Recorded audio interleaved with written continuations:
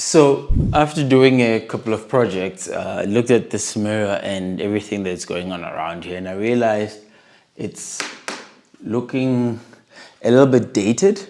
So I decided maybe, just maybe, just to update the look a little bit and give it just a little bit more pizzazz. So let's make some nice things.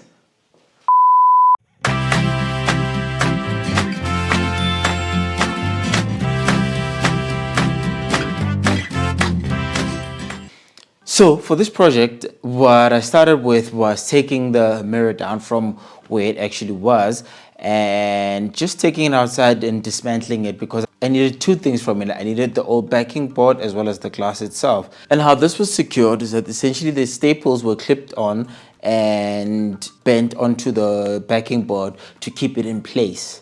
So what I then proceeded to do was remove and bend all of that. And there was also hot glue along with the staples, and what I needed to do was take a chisel and then just work that hot glue out and be careful, with surgical precision not to break the glass.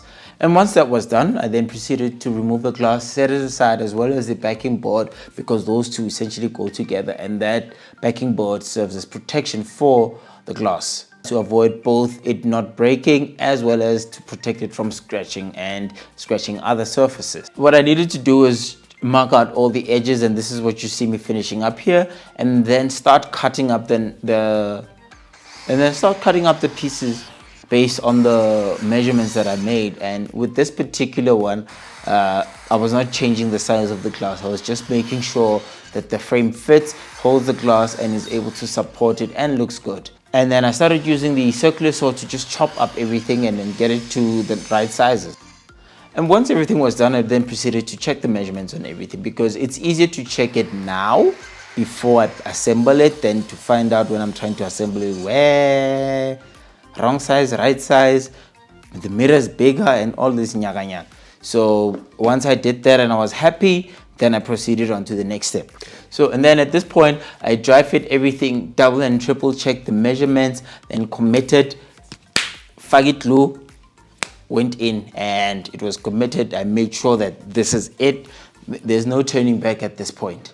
And after gluing it up, or as I was gluing it up, one of the things that I needed assistance with is, because my work surface is so small, actually, one of the things that I then used is these corner clamps that help me keep the things at 90 degrees, as well as help me just hold it, like my third, fourth, and fifth hand.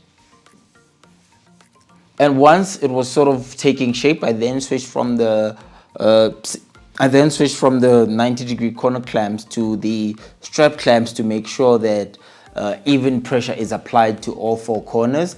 And I went around just establishing that to make sure that, all four corners are at a 90-degree angle, the right amount of pressure is being applied, and it just bonds nicely.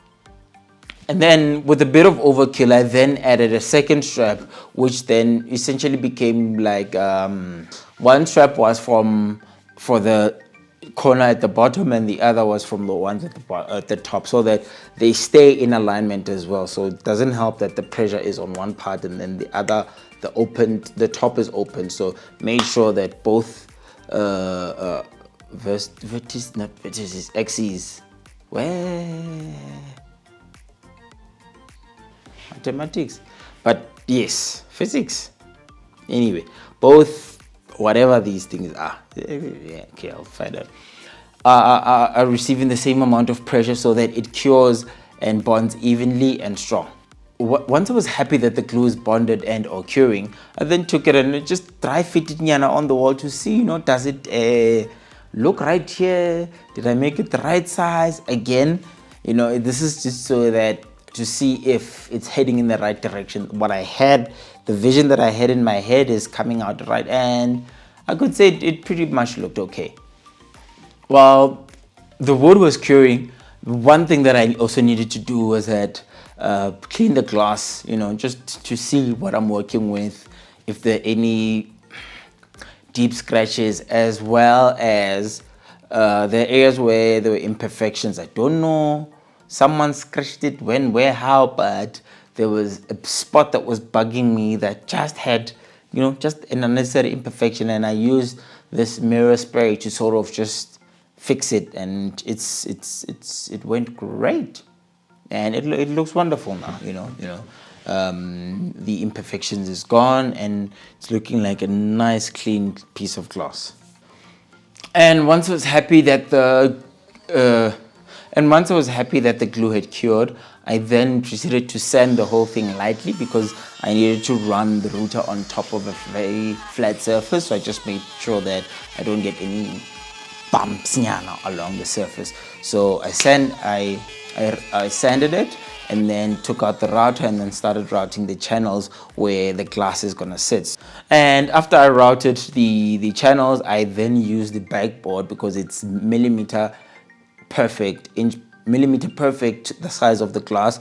Use the backboard to make sure that it fits into place and then it doesn't overlap, there's no catches on the surface, and fixed any imperfections that I then found with that, and made sure that if I put in the backboard, it fit.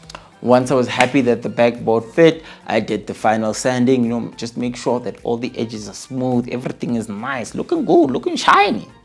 And before the final thing, what I also did, just to make it look extra nice, got some wood filler and started filling in the areas where I feel, there's some slight gaps or imperfections in the wood, just to give it a little bit more character and a premium feel. What you see me doing here is using foam to create a barrier between the glass and the wood.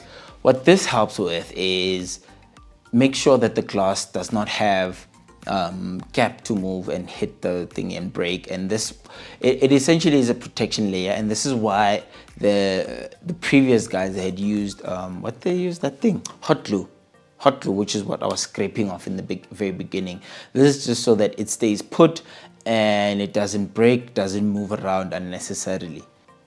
The other thing that this does is it creates sort of like an invisible barrier, particularly between the front of the mirror, between the front of the frame and the glass itself.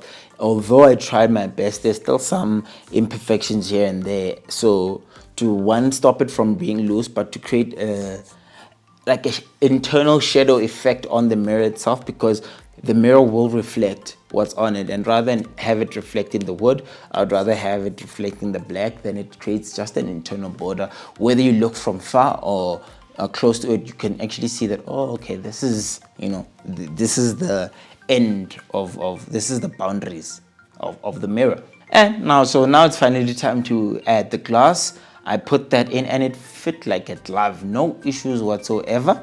And as well as the backing, so I put the backing in, and that I had tested before, so I knew 100% that fit.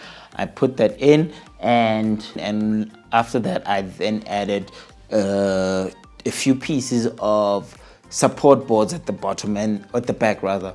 And what this does, that it helps with the structural integrity of the whole mirror, so that the glass doesn't flex, as well as the mirror frame itself doesn't bend and go from a rectangle to a trapezium or parallelogram. Parallelogram. Yes. So it just makes sure that it keeps its shape. The other thing that I did is that I recycled the hanging hooks from the old mirror, and those essentially so that I can have something attached to the wood that I use to hang onto the wall with. And this is what you see me put on the inside here. And once I added the hooks, I added the string, and bada bing bada boom, look at me, now I have a new mirror. Without wasting your time, this is what the old mirror frame looked like, and this is what the new one looks like.